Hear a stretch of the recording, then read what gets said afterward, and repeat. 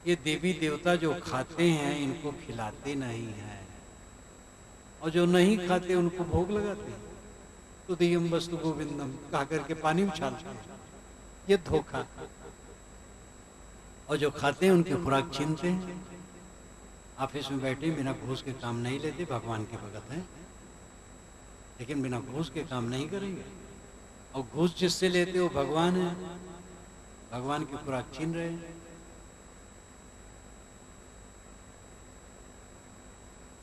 जो बिछड़े हैं पियारे से भटकते दर बदर फिरते, जिनको भ्रम है कि परमात्मा अलग है मैं अलग हूं, वे भटकेंगे, सदा भटकेंगे, कभी कल्याण नहीं होगा।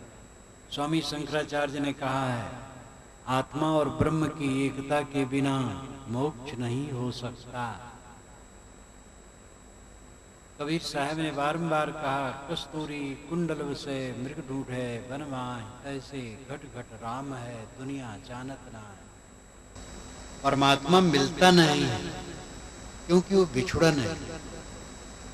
इस पर मुझे एक उदाहरण याद आता है जो बराबर कहा करता हूँ, बहुत दिन की बात, तो 40 बरस से ऊपर हो गया होगा। एक जगह में प्रवचन शाम वाला कर रहा था और प्रवचन समाप्त हुआ, 5 बजे मैं उठा और जंगल झाड़ी वहां पास में थी, उधर चला गया अकेले और ध्यान में बैठ गया। एक 20-22 बरस का जवान मेरा पता लगाया और खोजते खोजते वहां गया। झोला पड़ने वाला था, खड़ा हो गया सामने, मुझे आहट हुई तो मैंने आंखें खोली। मैंने कहा, भैया कैसे आए? हे महाराज परमात्मा कब मिलेगा? बहुत बेताब भावना से, महाराज परमात्मा कब मिलेगा? तो मैंने कहा, परमात्मा से बिछुड़ने की तारीख तुम बताओ, तुम मिलने की तारीख मैं बताओ। वो ठग मारा खड़ा, कुछ नहीं बोल सका। मैंने कहा बैठो, बातचीत हुई। तब से वो कभी मिला कि नहीं मिला ये पता नहीं। परमात्मा कभी बिछुड़ा नहीं, मिलने की क्या बात। हमारी दृष्टि बहिर्मुख है, अंतर्मुख नहीं है, इसलिए परमात्मा का बोध नहीं। पानी में मीन पियासी मैं सुनिया सी, साहब इसी पर तो कहते हैं, धोबिया जल बिच मरत पियासा, तो कई प्रकार से कहे। हम परमात्मा में खड़े हैं और परमात्मा के लिए प्यासे हैं क्योंकि समझ नहीं। परमात्मा अब आपसे अलग नहीं। जो बिछड़े हैं प्यारे से भटकते दर बदर फिरते हैं। हमारा यार हम में है, हमन को इंतजारी क्या? हमारा यार हमारा परमात्मा हमारे में है, हमें किसकी इंतजारी करना है, किसकी प्रतीक्षा करना है? वो तो नित्य प्राप्त है। गलती है जो हमारा मन भटकता है बाहर। परांच खान विदृणत स्वयंभू तस्मात् परांग पश्चित्नांतरात्मन कश्चित धीरा प्रतिज्ञात्मान इच्छतावृत्त चक्षु अमृतत्वमिच्छन्। ये कठोपनिषद में यमाचार्य ने नचिकेता को समझाते हुए कहा, परांच खान वितरणत स्वयंभू। परांच नाम बाहर, खान का अर्थ छेद, वितरणत का अर्थ फोड़ना, स्वयंभू प्रकृति। यह प्रकृति मनुष्य के शरीर की इंद्रियों को फोड़ फोड़ करके बाहर निकाला। तस्मात् इसलिए परांग पश्चित, आदमी बाहर देखता है, नांतरात्मन, अंतरात्मा को नहीं देखता, नहीं समझता। कश्चित धीरा, कोई विवेकवान पुरुष, प्रत्येक आत्मन ऐक्षत, प्रत्येक नाम भीतर आत्मन आत्मा को ऐक्षत देखता है, समझता है। देखने मतलब समझना। ऐसे देखता है, आवृत चक्षु अमृतत्व इच्छन, अमृतत्व इच्छन, अमरता की इच्छा लेकर आवृत चक्षु, आंखों को बंद करके अर्थात इंद्रियों को समेट करके अंतरात्मा को देखता। प्रकृति ने हमारी इंद्रियों को फोड़ फोड़ कर बाहर निकाला है, इसलिए हम बाहर देखते हैं। कोई विवेकवान पुरुष अमृतत्व की इच्छा रख करके अपने मन इंद्रियों को समेट करके अपने आत्मा को देखता है। ऋषियों ने कहा तत्त्वमस श्वेतकेतु, उद्दालक ने अपने पुत्र श्वेतकेतु को उपदेश दिया। तत्त्वमस श्वेतकेतु, ऐ श्वेतकेतु तत्त्वम अस, वह तू है। जिस परमात्मा को तू खोज रहा है वो तू खुद है। परमात्मा तो स्वामी शंकराचार्य ने कहा शिष्य को, तुझ परमात्मा को अज्ञान से बंधन है, शिष्य को परमात्मा का। ये परमात्मा बैठे हैं, इनको आप तुच्छ समझते हैं, और जहां कहीं मिलने वाला नहीं वहां परमात्मा मान रहे हैं। ऐसा उल्टा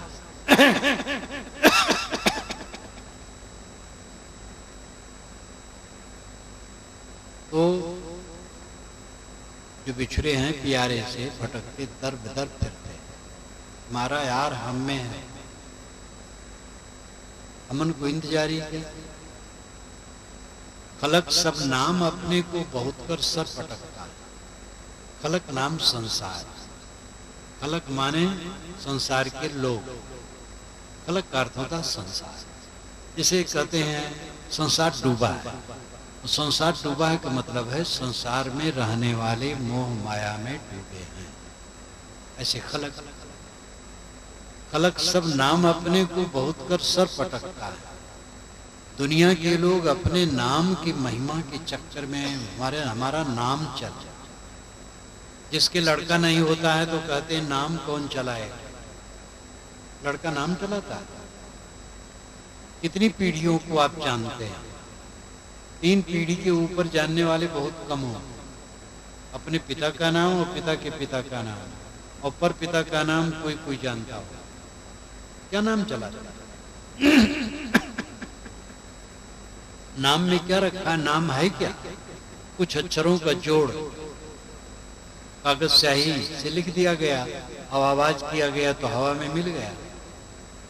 क्या इसमें धरा है? क्या नाम में हो? नाम काल्पनिक है, रूप काल्पनिक है, आत्मा अजर अमर शुद्ध बुद्ध। लेकिन आदमी भटकता है, अपने नाम को चाहता है कि लोग जाने। खलक सब नाम अपने को बहुत कर सर पटकता है। हमन गुरज्ञान आलिम है, हमन को नामदारी क्या? हम तो गुरज्ञान के आलिम हैं, गुरु के ज्ञान को समझते हैं, आत्मा को समझते हैं। ये हड्डी मांस के नाम की क्या जरूरत है हमें? ये हड्डी मांस का ढांचा शरीर, इसी का नाम और रूप, कूड़ा कचड़ा, इसमें क्या धरा है? मैं दिव्य हूं, निर्मल हूं। अपनी निर्मलता को समझो, आत्मा को समझो, अपने मन को आत्मा में लगाओ, देहाभिमान छोड़ो। देहाभिमान से सारे पाप होते हैं। देहाभिमान के कारण आदमी पर स्त्री में लुब्ध होता है, पर पुरुष में देवियां लुब्ध होती हैं। अनैतिक काम करते हैं, मर्यादा विरुद्ध, अपना पतन करते हैं और समाज में प्रदूषण फैलाते हैं। देहाभिमान के कारण दूसरे के हक को मारा जाता है और हक किसी का रह नहीं जाता है। जब 2 आदमी जमीन पर रस्सी फेंक करके और नापते हैं, यहां से मेरी जमीन, वहां से तेरी जमीन, तो जमीन मानो हंसती है कि बेवकूफों, तुम दोनों मेरे हो, मैं तुम्हारी नहीं। सब नापने वाले जमीन में जाते हैं और जमीन वैसे रहती है। जिस जमीन को हमने अपने नाम से रजिस्ट्री करवाई है, अरबों खरबों लोगों के नाम से उसकी रजिस्ट्री हो चुकी, अरबों खरबों के नाम से उसकी रजिस्ट्री होगी। इसीलिए साहब ने कहा, भूला लोग कहें मेरा, जाग तू भूला डोले सो घर नहीं तेरा। आप कहते मेरा घर है क्योंकि आपने बनवाया है, लेकिन अगर मच्छर मक्खियां छिपकलियां बोल सकती तो कहती हमारा घर है। आप कहेंगे आपने बनवाया है, वो कहेंगे हमारा जन्म इसमें हुआ, जन्म जात अधिकार,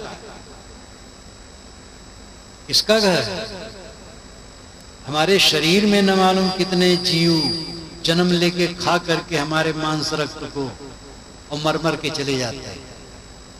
संसार को समझो तब पता लगे यहां आपका क्या है। शरीर का एक एक कण अपना नहीं है, ये मिट्टी पानी आग हवा के कणों का जोड़ है।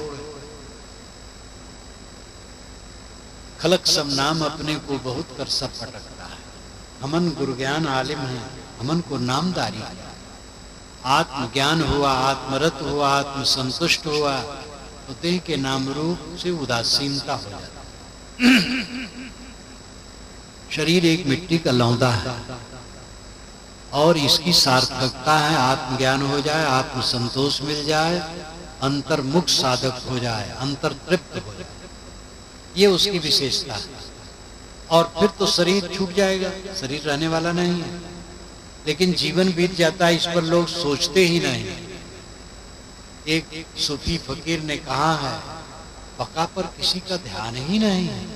ऐसा आश्चर्य है, बका पर किसी का ध्यान ही नहीं है। संस्कृत में शेष कहते हैं, अरबी फारसी में बका। शेष बचा हुआ, बका बाकी। शेष भगवान, शेष साई विष्णु भगवान हैं, आप सुने होंगे। सांप पर सोते, सांप पर कोई सोएगा? शेष का मतलब बचा हुआ, जो बचे हुए में विश्राम करे वो विष्णु भगवान है। बचा हुआ कौन है? कोई भी गणना, कोई भी संख्या हो, विभाग करते जाओ, विभाग हो जाएगा जब तक डबल रहेगा। जब सिंगल होगा तो शेष, छोड़ते छोड़ते जो बच रहा वो शेष। आत्मा शेष है। आप सबको छोड़ो, सबका मोह छोड़ो, सबको छोड़ो, सब छोड़ दिए, शेष रह गए। ये जो शेष अवस्था है ये विष्णु है। विष्णु वेद के अनुसार सूर्य। आप लोगों ने सुना होगा, विष्णु भगवान ने बामन का रूप बना करके बलि को छल किया। विष्णु भगवान जब दुनिया भर के मालिक थे तो अगर उनको राज लेना होता तो बावन से कह देते, भाई तुम हट जाओ, मैं राजा रहूंगा। वो छली क्यों बनेंगे? लेकिन बलिछलन विष्णु का एक नाम ही हो गया। पुराणों ने बड़ी गड़बड़ियां मचाई। ऋग्वेद में 2 दर्जन बार 3 कदम रखने की बात आई। विष्णु के 3 कदम, ये 2 दर्जन बार है। मैंने वेद क्या कहते में लिखा है। 1 दर्जन तो खुल करके है और 1 दर्जन उर्गाय उर्क्रम कह करके है। उर्गाय उर नाम बहुत, गाय नाम गाना, जिसकी बड़ी प्रशंसा की जाती है विष्णु के 3 कदमों की। और उर्क्रम यानी क्रम नाम चलना, बहुत चलना, 3 कदम से चलना। तो 1 दर्जन बार तो ऐसा है और 1 दर्जन बार खुलासा है। और उसमें एक मंत्र ऐसा है जिसको पंडित लोग अपने कर्म कांड में भी प्रयोग करते हैं। इदम विष्णु विचक्र में त्रेधा निदधे पदम समूढ़ मत्स्य पांसुरे, ये ऋग्वेद का मंत्र है। इदम यह, यहाँ विष्णु विष्णु विचक्र में चले, त्रेधा 3 प्रकार से, निदधे रखे पदम पैर, समूढ़ मंस पांसुरे उनके पांस से, धूल से सारा संसार ढक जैसा है। ये इसका अर्थ है। और इसका अर्थ आज से 2800 वर्ष पूर्व यास मुनि हुए हैं जिन्होंने निरुक्त लिखा है। और उन्होंने 22 निरुक्तकारों का उदाहरण दिया है, लेकिन उन 22 का निरुक्त है नहीं, केवल यास मुनि का। उन्होंने कहा है कि पुराने निरुक्तकार ने बताया है कि सूरज विष्णु और उसकी किरणें उसके कदम, जमीन पर पड़ना, अंतरिक्ष यानी आकाश में पड़ना, द्लोक यानी तारामंडल में पड़ना, ये उसके 3 कदम रखना है। और ये अर्थ देश विदेश के सभी वैदिक विद्वान मानते। इसमें एक मत है, 2 मत नहीं। विष्णु का अर्थ होता है जो प्रवेश करे। विष धातु से विष्णु शब्द बनता है। विष प्रवेश करना। सूरज की किरणें सब में प्रविष्ट होती हैं, इसलिए सूरज विष्णु।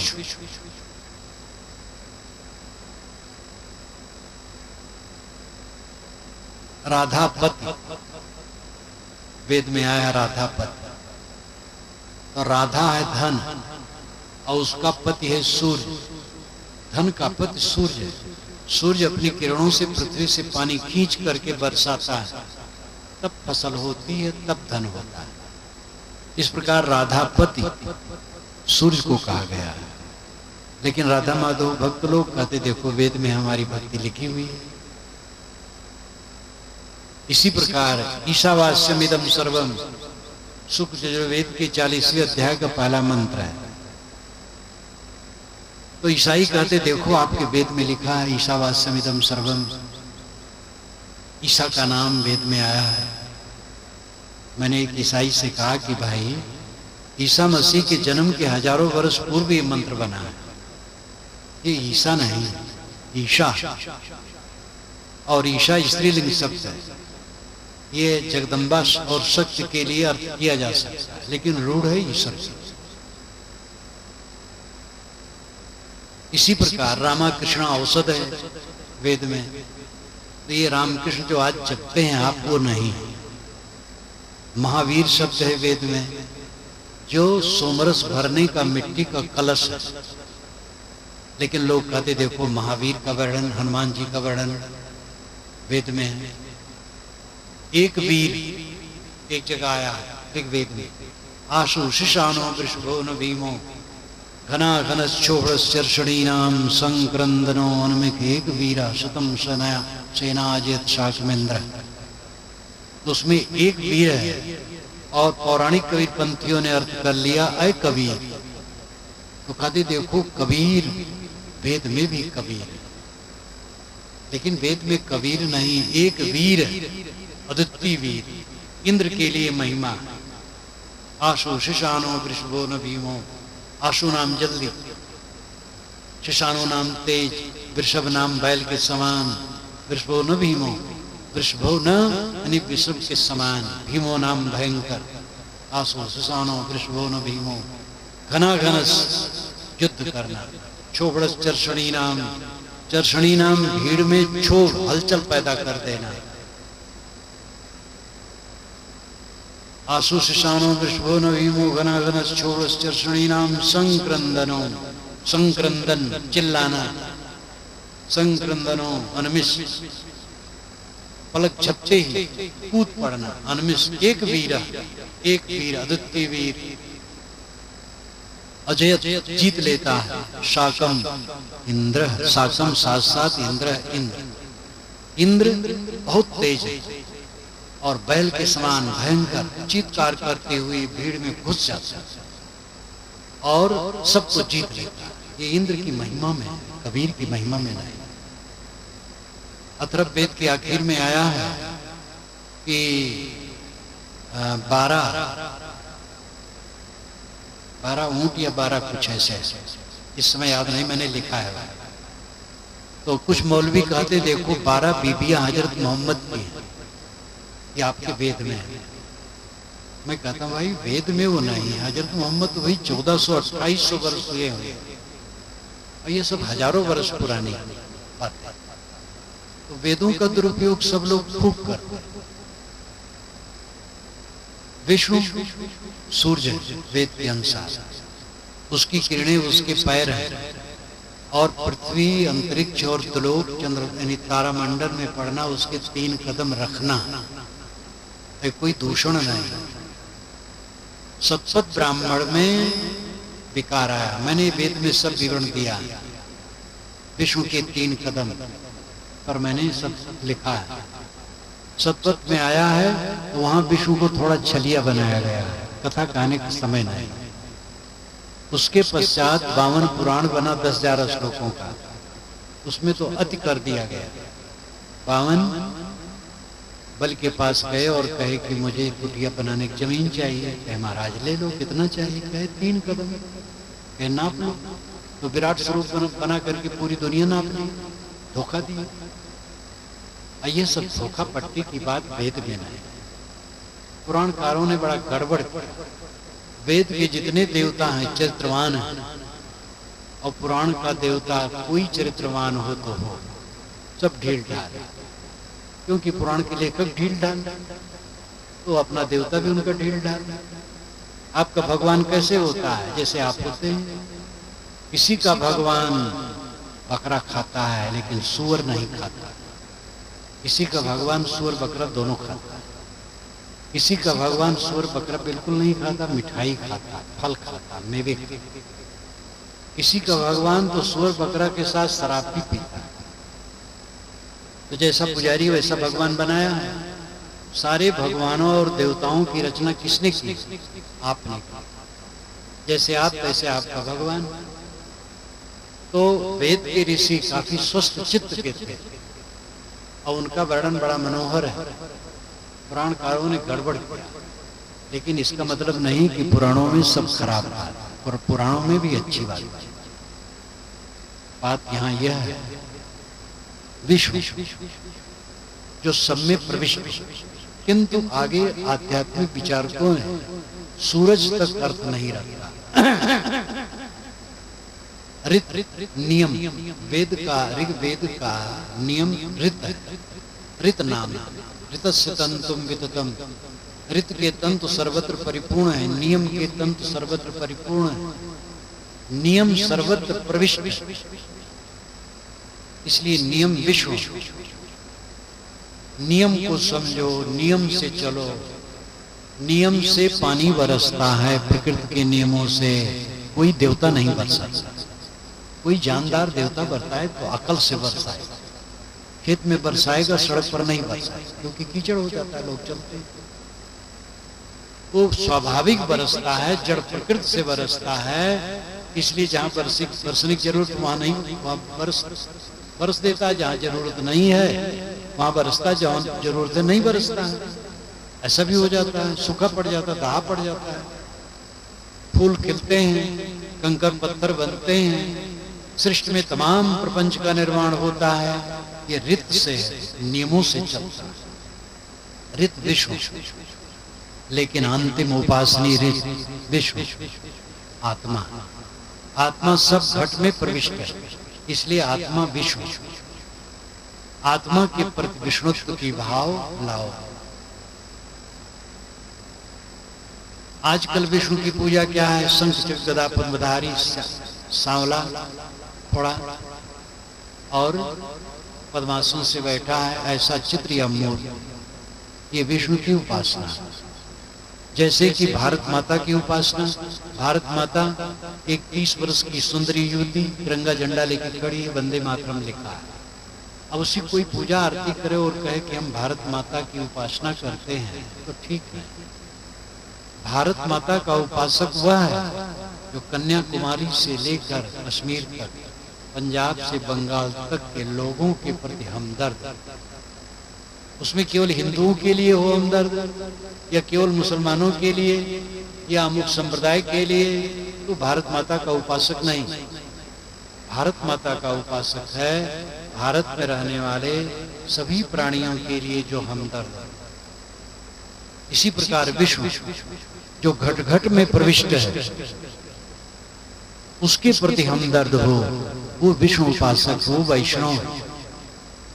और खाली शंख चक्र गदा पद्मधारी चित्र या मूर्ति की पूजा कर लिया और कहा मैं विष्णु वैष्णव हूं, तो फादिल है, बालकपन है। असली विष्णु की पूजा है प्राणी को भगवत स्वरूप समझना। एक महात्मा रोटी खा रहे थे और पास में बैठे कुत्तों को भी दे रहे थे। जवान लोग आए, हंसने लगे। जवानी में हंसी ज्यादा आती है, तो महात्मा ने कहा विष्णु परिचितो विष्णु विष्णु खादित विष्णुवे प्रथम हस्ते विष्णु सर्वम विष्णु एवं जगत। विष्णु विष्णु के पास बैठे, विष्णु विष्णु को खिलाता है, विष्णु को क्यों हंसता है? ये सब विष्णु है। अगर हमारी नजरों में दिखने वाले प्राणी विष्णु नहीं है तो हमारा वैष्णव होना बेकार है, हमारा हरिभक्त होना बेकार है, हमारा अल्लाह ताला और खुदा कहना बेकार है। अगर प्राणी प्राणी में हमें वो नहीं दिखाई देता है। खलक सब नाम अपने को बहुत कर सर पटकता है, हमन गुरज्ञान आलिम है, हमर को नामदारी। न बिछड़े पल पिया हमसे, न हम बिछड़े पियारे से। हो ऐसा, हो ऐसी लो लगी हरदम, हमन को बेकरारी क्या। हम प्यारे से कभी न बिछड़े, हो प्यारा हमसे न बिछड़े। ऐसी लगन जिसके अंदर में लगी है उसको बेकरारी बेचैनी कहा। मेरा प्रीतम मेरे में है, तेरा प्रीतम तुच्छ में है, तुम्हारा प्रीतम तुम्हारे में है, तुम और वो दो नहीं, अद्वैत हो जाओ। जब तक मन है तब तक द्वैत है, मन शांत हुआ अकेला हो गया, अद्वैत। जड़ चेतन मिला करके जो अद्वैत कहते हो गलत कहते हैं। जड़ अलग है, चेतन अलग है। मन द्वैत बनाता है। ध्यान करो, पहला ध्यान है किसी आधार बिंदु में मन ठहराना। आंखें बंद की, बंद आंखों में अंधकार प्रकाश जो दिखाई देता है उसी में मन टिकाना। ये दृष्टि योग है। सांस आती जाती है, सांस पर मन ठहराओ, सांस का ख्याल रखो और कुछ नहीं, ये स्वर योग है। एक बिंदु की कल्पना कर लो मस्तिष्क में, हृदय में कहीं, उस पर मन ठहराओ, ये बिंदु योग है। दोनों कानों में उंगलियां डाल लो, आवाज अंदर से सुनाई देगी, उसी में मन लगाओ, ये नाद योग है। किसी महापुरुष का चित्र मन में ले लो, उसी में मन लगाओ, ये साकार योग है। किसी आधार में मन को बराबर टिकाना, ये ध्यान का पहला स्वरूप। अंतिम ध्यान क्या है? सारे संकल्पों का त्याग कर देना। नदी के किनारे बैठा व्यक्ति नदी की तरंगमालाओं को केवल देखता है, उसमें बहता नहीं। वैसे मन को देखो, मन में बहो न। और मन जब शांत हो गया तो निर्विकल्प अवस्था आ गई, अपने आप स्थिर। यथा यथा प्रत्यवस्थितम मन तथा तथा मुंचति वाहि वासना निशेष मोक्षे सति वासना आत्मानुभूति प्रतिबंध शून्य। ये स्वामी शंकराचार्य ने कहा। यथा यथा प्रत्यवस्थितम मन, यथा यथा जैसे जैसे, प्रत्यक भीतर, अवस्थितम स्थित मन, जैसे जैसे मन हमारा भीतर स्थिर होता जाएगा, तथा तथा मुंचति वाहि वासना, वैसे वैसे बाहरी वासनाएं शांत होती जाएंगी। निशेष मोक्षे सति वासना नाम, सारी वासनाएं जब पूरी की पूरी शांत हो गई, आत्मानुभूति प्रतिबंध शून्य, फिर आत्मा प्रतिबंध शून्य मोक्ष का आनंद का अनुभव करता है।